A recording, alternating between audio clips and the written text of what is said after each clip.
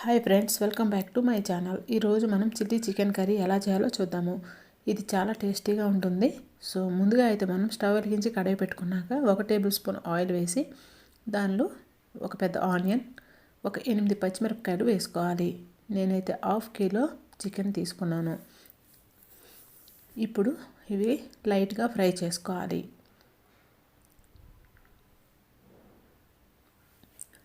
ఈ కర్రీ చాలా టేస్టీగా ఉంటుంది. సో రసంతో అయితే ఇంకా బాగుంటుందన్నమాట. సో ఇప్పుడు ఇవి ఇలా లైట్గా ఫ్రై అయిన తర్వాత మనం చల్లారినాక మిక్సీ జార్లో తీసుకోవాలి. దీనిలో ఒక గుప్పెడు కొత్తిమీర శుభ్రంగా కడిగి వేసుకోండి. దీన్ని మెత్తని పేస్ట్గా చేసుకోవాలి. చూసారు కదా, ఈ విధంగా పేస్ట్ చేసుకోవాలి. ఇది పక్కన పెట్టేసుకోవాలి.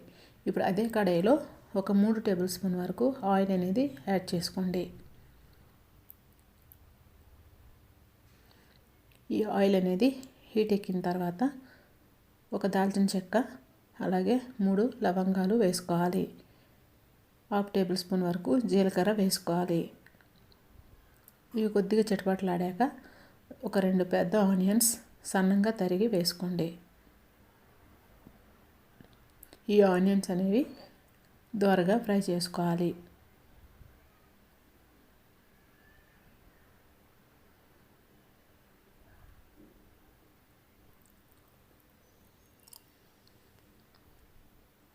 ఇలా ఫ్రై అయిన తర్వాత దీనిలో మనం 1 టేబుల్ స్పూన్ వరకు అల్లం వెల్లుల్లి పేస్ట్ యాడ్ చేసుకోవాలి.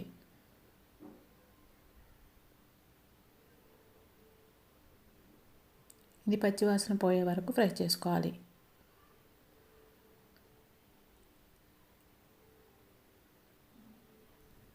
ఇది పచ్చివాసన పోయే వరకు ఫ్రై చేసిన తర్వాత ఒక టమాటాని సన్నగా తరిగి వేసుకోండి. ఈ టమాటా పూర్తిగా మగ్గే వరకు దీన్ని ఉడికించుకోవాలి.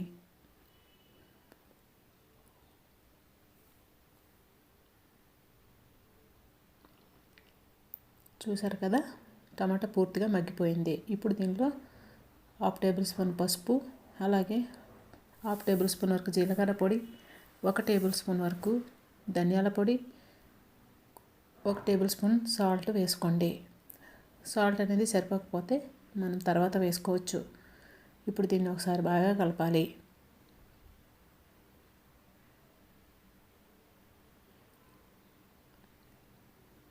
ఇలా కలిపిన తర్వాత 2 టేబుల్ స్పూన్ వరకు కారం అనేది వేసుకోండి.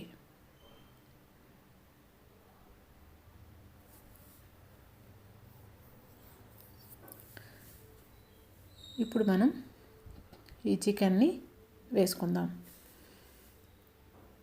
ఇలా వేసుకున్నాక దీన్ని ఒకసారి బాగా మొత్తం కలిసేటట్టు కలుపుకోవాలి.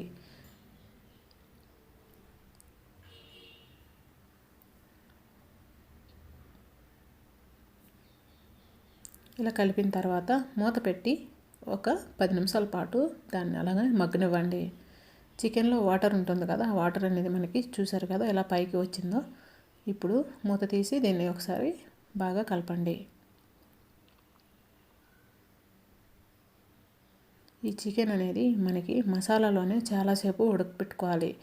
అలా అయితేనే మనకి టేస్ట్ చాలా బాగుంటుందన్నమాట. సో దీన్ని ఒకసారి బాగా కలపండి. ఇప్పుడు మనం పేస్ట్ చేసుకున్న ఈ పేస్ట్ని వేసుకోవాలి. వేసి ఒకసారి బాగా కలపండి.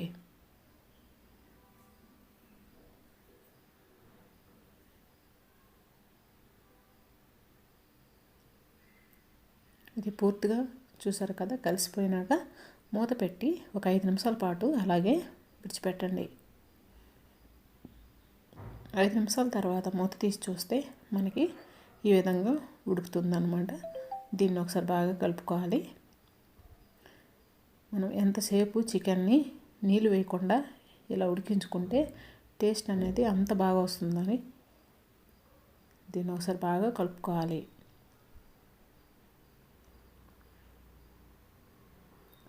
ఇప్పుడు దీనిలో 1 టేబుల్ స్పూన్ గరం మసాలా వేసుకోవాలి.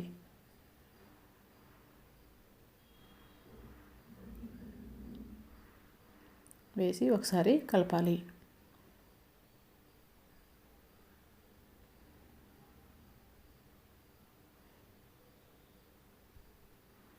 ఇప్పుడు దీన్ని మనం కలిపిన తర్వాత వాటర్ అనేది గ్రేవీకి తగ్గట్టు వేసుకోవాలి. మీరు కొద్దిగా గ్రేవీలా ఉంచుకుంటే కొద్దిగా వాటర్ అనేది ఎక్కువ వేసుకోండి, లేదనుకుంటే తక్కువగా వేసుకోవచ్చు.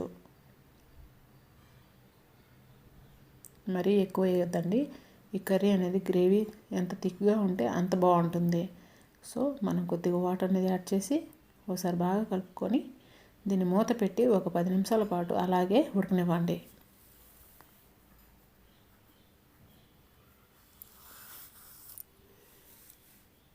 10 నిమిషాల తర్వాత మనం మూత తీసి చూసారు కదా, మనకి కర్రీ అనేది రెడీ అయిపోయింది.